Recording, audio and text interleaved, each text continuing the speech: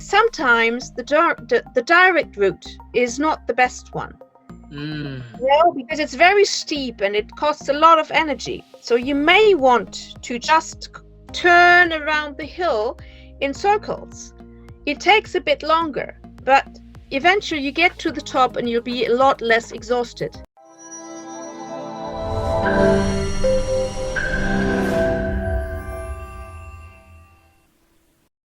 I'm Chris Ortega. Collectiv Conversations is your best source for best practices, tips, and tricks from FP&A innovators. And today's episode, I'm excited to be joined by Susanne Liepmann, who is the Group CFO of HTL Biotechnology. Susanne, thank you for joining the podcast today. Well, thank you very much, Chris, for having me. I guess now I have to introduce myself. Yeah, go ahead. Introduce yourself. Tell them a little bit about your experience, background, and feel free to share whatever you want to share.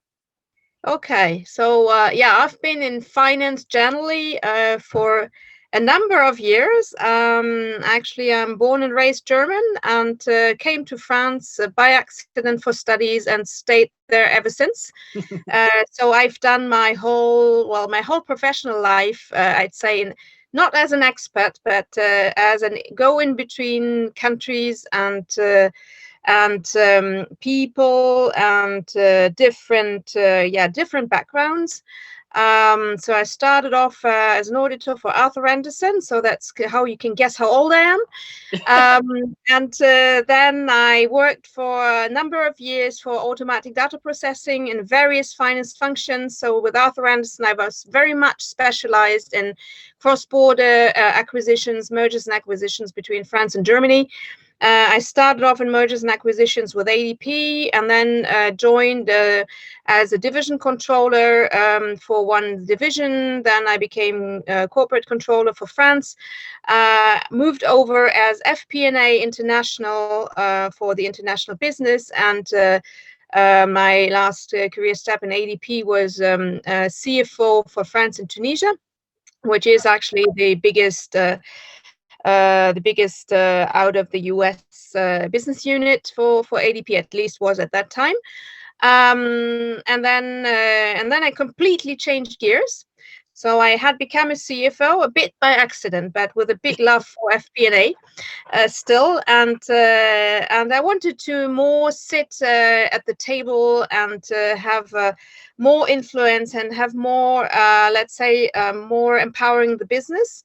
And that's how I joined Ethypharm, which is a specialty pharma. So I changed everything. I became a group CFO from being a large country CFO, but still in a big group. So I became a group CFO for a small group, which actually doubled in revenue while I was there. That was not because of me, but because of a good strategy. Which my team had to put into place and to make everything scalable and agile. Great adventure. Actually, Ethypharm was held and is still held by an investment fund. That's how I fell into leveraged buyout situations. Gotcha. And I learned a whole lot in this, first, let's call assignment. And then I changed, and it's, as I always say, it's the crisis of my 50s. I did an executive master in change at INSEAD, which is, as they say, the European Business School for the world. One of the best rated European business schools. And this is a program which very much talks about people and change and the whole dynamics. And I've always been intrigued by the impact on people in finance, in change. Finance has to change. Finance isn't change. And it's always people that make it happen or not. And I wanted to know more about that. So I took out some time and did that, which was a great experience. And I joined, earlier in 2020, HTL Biotechnology, I'll get it, which is actually another biotech company, which is held by a fund, a real, very niche player, very specialized, very well known in the market. and we do biopolymers. We produce biopolymers, so by fermentation, for use in aesthetics, rheumatology, and ophthalmics. And have a big growth program despite of COVID, for international expansion and organic growth, and that's a real nice time to be there. And now I'm really back into the nitty gritty. Yes, I'm the group CFO, but as we are a group with big growth ambitions, we need to make it scalable, and we need to change gears. So that's why I'm at. And when I'm not working, well, I'm a mother of two, teenagers, and the wife of a very nice husband. And I'm also the president of a financial network in France that's called Finance Plus, Fi Plus, which regroups like 15 alumni clubs of major business school, universities, and engineering schools. And we are all in the future of finance, the future of the finance functions, and make people meet, which is obviously we need to invent ourselves right now. So we're doing a lot of webinars, but still get into it and really have people, talk to each other and exchange best practices, such as you do with Collectiv Conversations. Awesome. Susanne, I think I'm so excited to have you on the podcast. I think your experience, all the different changes that you made, it definitely speaks for itself. And you've got a wealth of experience and a wealth of knowledge. So I want to jump right in, and I want to have kind of a question I always ask our guests, right? What is the first word that comes to your mind when you think about FP&A? Well, it's language. Finance in general and FP&A especially is the language, because it makes people talk. It makes people talk with the same words about about a business case, about a financial situation, about a plan, about a result, and it helps to describe facts. And I've always looked at this as a language because it connects people and it makes them work on the same topic. Gotcha. I like that approach of being language. I would even take it a step further and say, I think FP&A is more of a foreign language to some people, right? Like once you start talking debits and credits to like a marketing person, they're like, I don't know what the hell's going on. Like, what are you talking about? So I think that language aspect is so important because, and you mentioned to it, right? Getting everybody on the same page and speaking the same language when it comes to data, when it comes to data decision making, like that's so vital. So I love that the first word that you think about is language. Now, shifting on the people side of aspect, you said you went to school and you really wanted to focus on how the people aspect are the driving forces of the future of finance, right? What role do you think high performance and partnership plays in FP&A when it comes to people? Well, I mean, I would even say it's people who play the biggest role because, then you get to high performance. But it is really, as I said, it's a language, and language means communication. You can be the best analyst in the world, but if you can't communicate your result, if you can't make this marketing guy understand why this is important and what it means for him and his business, then you miss out on the major part, because the best data doesn't mean anything if it doesn't lead to action. Right. So there's a saying, which I probably at this time of the day, because it's like 10 o'clock in the evening here, I probably can't get together, but it is something like if you have the best data but without action, it's just illusion. I like that. Yeah, and so this is really, I think it is super important to obviously do the right analysis, the good analysis, but do it also with the business people and not only in your silo, and then get the results over and discuss it and be open to changes, because you may have had a finance version, but if you look at it with the business angle, it has a different touch and flavor, but to get the result across, I think that is key.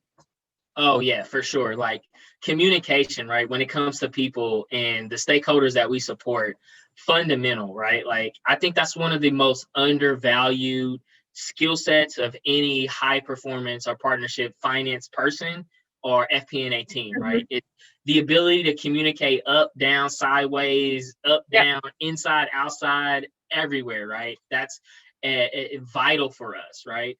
Let's dive deeper into the people aspect of it. When you think of one aspect of accounting, finance, or FP&A from a people perspective, Mhm. what do you think of one of those aspects are deeply undervalued that we bring to a business?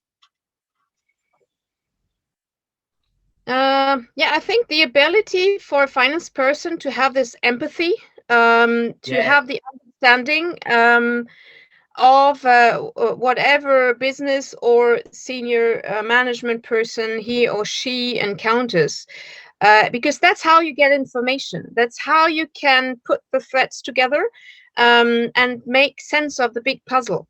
Um, and so I think it's mostly finance in general, and FP&A in special. I would say is very much on skills. How do you manage Excel? How do you know SAP? Or whatever other Hyperion or whatever product. But it's not only about that. Obviously, you need to understand data. You need to understand how to organize data, and I think that's something that's really vital for a finance person.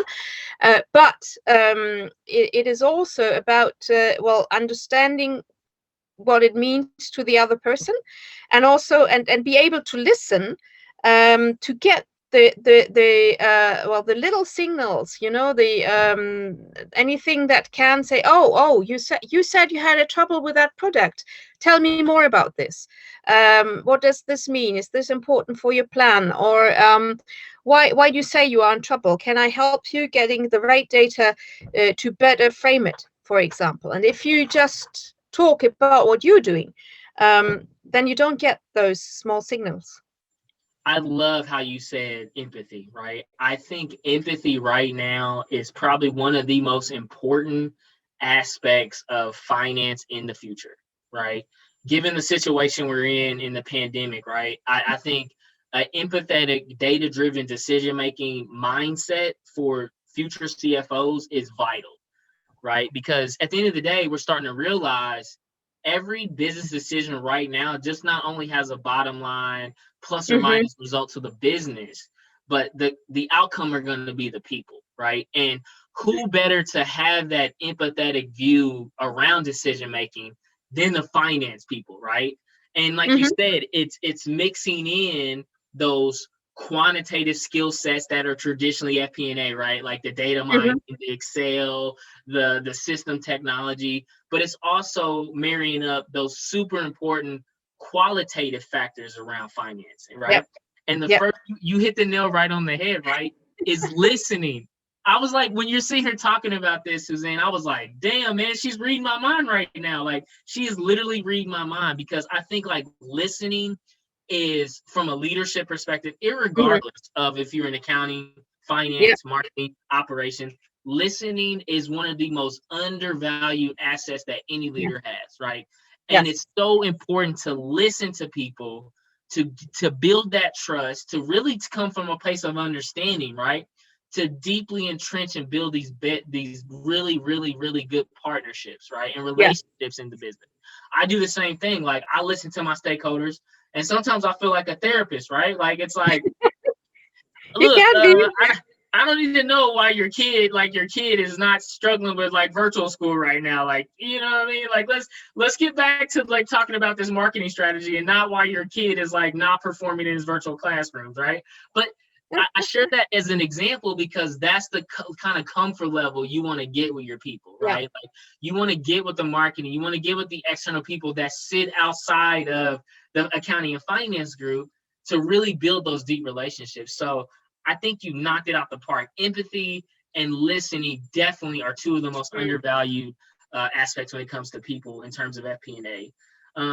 Now, people, again, like, that separation from the quantitative to qualitative skill sets that people need to have. A lot of those qualitative factors we don't get taught in school, right? Like, Yeah. I don't know about you, but I never took a business school class that said business partnership foundations 101, right? Like, I didn't know how to be an active listener around that. So what would be some advice or some resources or some experiences that you've had for that FP&A person listening right now that are looking to develop those quantitative skills, those qualitative skill sets? How would you go about recommending that they do that?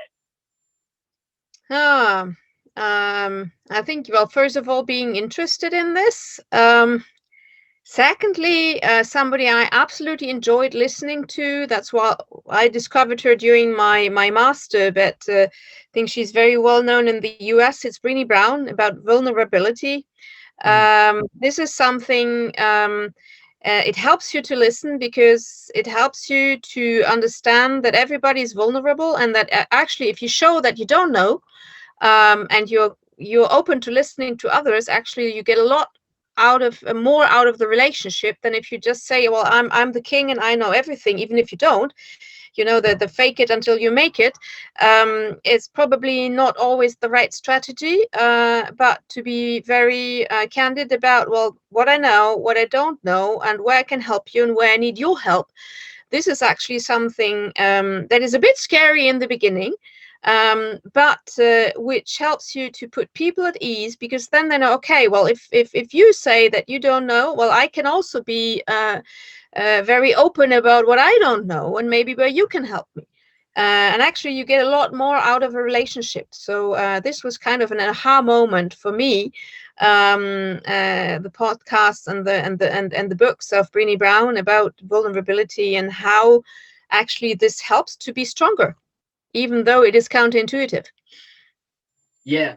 I mean, now is not the time. Man, I love this, right? Like when you said now's not the time to fake it till you make it, right?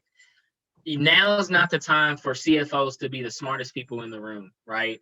And I think that spirit of transparency and vulnerability, huge, right? I mean, I can't tell you, like during the pandemic and still going through it right now, right? Like I knew coming into this situation that, I've been on calls with senior leaders all across the globe, and I'm like, guys, I don't know the answer to that. And honestly, I don't think anybody's going to know the answer to that. So let's not, marshal around here and like start whiteboarding and start having these strategies when we realistically don't know what the hell's about to happen. You know what I'm saying? And I think like that set everybody at ease, because like you just said, it gave the playing field that it's like, it's okay if I don't have the answers, right? And it's okay to go to our customers and tell them like, we're navigating this situation with you, and we're going to be as transparent about the situation as possible.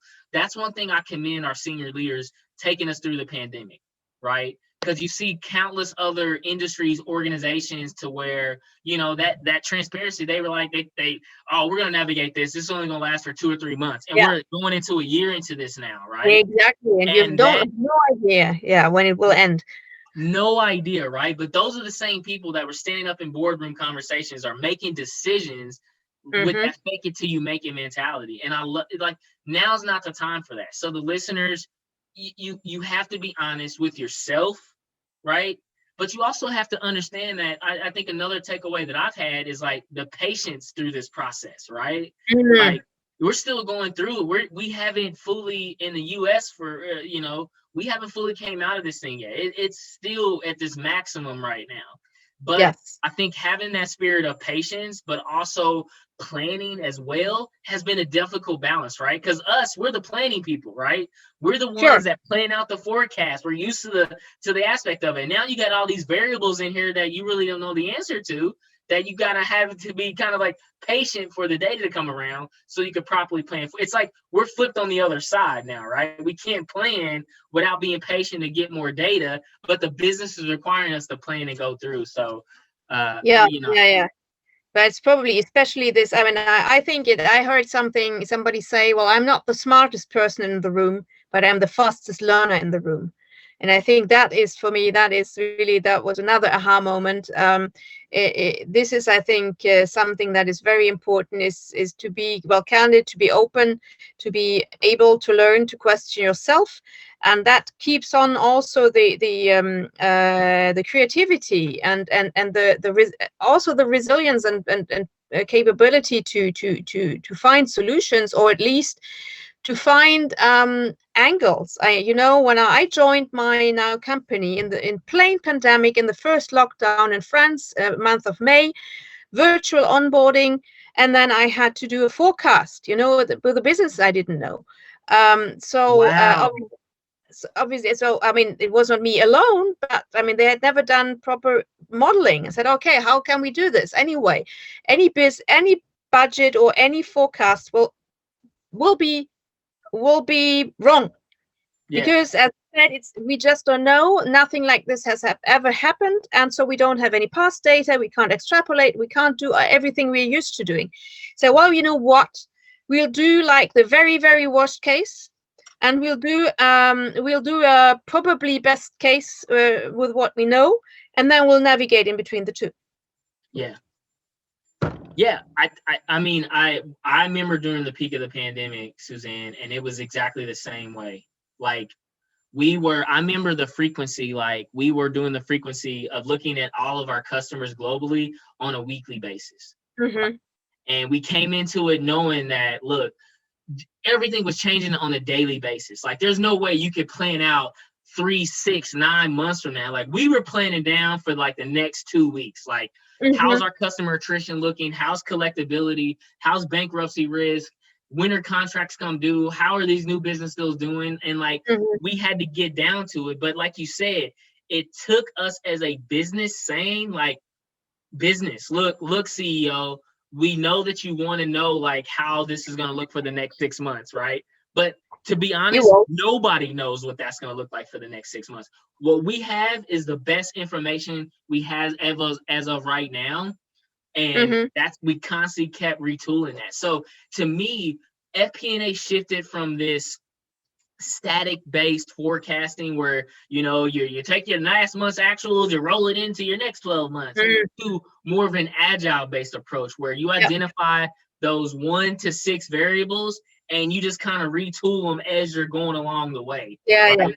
And hope for the best that you have a 30-day view of things, right? Because to me, you that long-range, like long-term planning and 5-year forecasting, and nobody knows what the hell that's going to look like. And why would you waste your time on that, right? Why would you, come into a situation with a high talent like yourself and say, plan out the next 18 months? I don't know. Go get me a dartboard. I'll start throwing numbers at a dart, and it'll probably be, a little bit correct out of that. Your crystal ball. But unfortunately, still banks want forecasts and shareholders want forecasts. So we probably still stuck with those for quite a time. But I must say, the scenario planning, that is something I get out of this pandemic, and which is an approach I very much like. Or even the zero-based budgeting. If you don't know, say, okay, what do we need not to close down, but to function on a very low level if anything went very, very badly? What is my minimum level of cost, and how can I get there? Just to have an idea. I mean, I'm very fortunate. We are very fortunate. Our business is pretty resilient. So obviously we don't grow as much as we would have liked to, but still we are fortunately not in the case that we have to restructure or anything like that. But still, we started off investing a whole lot, and obviously you have to reschedule to match whatever comes in as revenue. You change your forecast lens, and you say, well, okay, we do a rolling 3 months, because that is as good as it can get.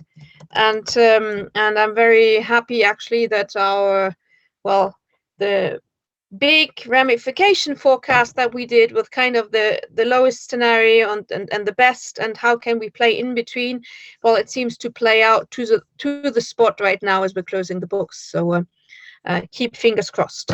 Yeah, that's awesome. That's a big win, right? And I think providing that range and that clarity, and also being forthright, right? I commend you for helping lead that charge and say, guys, like, look, we're gonna have the best information in the next 90 days, and then that's gonna change probably 30 days from now. So yeah, definitely big shout out to that. Keeping with this theme, right? You talked about zero-based planning. You talked about obviously being more transparent and honest. What are some of those other themes that you've gone through during the pandemic that you think are going to be forward-looking, continue on as far as FP&A in the future? Yeah, I think a very high customer intimacy. So be very close to the salespeople, who, if they've done this right, and like ours have done, is really took advantage of the pandemic and nobody could move, is to do customer calls, to do CEO calls, and to get more into intimacy. Is what is happening in your business? How can we help you? And with all this data and information, is to reshape, let's say, well, a future, well, plan, or at least an action line. This is very, very valuable in helping the sales guys to model that and to really well understand that and what is the possibility. Because if you're doing a plan right now, a budget, and say, well, I'll get the material resource plannings of all my customers, and then I just build it up and that's my plan, then probably you'll have a very bad surprise, because it's nobody knows, everybody is overcautious. And so you add this up and say that can't be. And then actually you have to invent, well, not invent, but get more data about how the market is actually doing. How is the end market doing? That is working. We are on a B2B business. So actually we are selling to customers who sell then to B2C clients via clinics, for example. And so that you have a whole chain that you need to understand, and to say, well, if something moves in the aesthetics clinics market in the US, how will this impact me in my factory in Brittany? And that is amazing, because even for a smaller sized business, actually, this is something, market intelligence and working with the salespeople on market intelligence is key and vital. Because you need to know where future revenue comes from, and that helps you then shape your structure. Yeah, I mean, if there's one group to partner with to know the guide to business, it's definitely the marketing and sales group, right? I think any business is going to be the catalyst, the spear of driving that revenue in. And right now, when you look at how businesses are, they're in like preserve mode, right? So they're looking to accounting and finance to say, guys, like, you need to carry the torch for like this pandemic situation, right? Like, it's catapulted us to be that forefront leader. It's not the chief revenue officer. It's not the VP of sales that traditionally drive organizations. Now. It's like, hey, FP&A leader, CFO, you guys need to carry us through this cycle that we're going through right now. And I love that you said the intimacy aspect of it. Like, that's one thing that during the pandemic, I was on constant calls with our existing business group, our new business group, and just working daily with them to say, like, what risk do you see with this customer? What risk do you see there? Like, what other situations are the customers having? Like, for example, one thing that we did to help a lot of our customers is we gave them free technology during the pandemic to help them manage their online business, right? We said, look, customer, we know that you're going through a lot of things. Your stores may be closed. You may not have the same traction on e-commerce. We're going to give you free product solutions to help bridge the gap and help you. Yeah. Right. And that's a great investment, right? Like, could we make money out of that? Of course. But going back and understanding that market intelligence of our customers and knowing that the bricks and mortars versus the e-commerce balance that we have with our customer profile, it was a great decision by our CEO to do that. Right.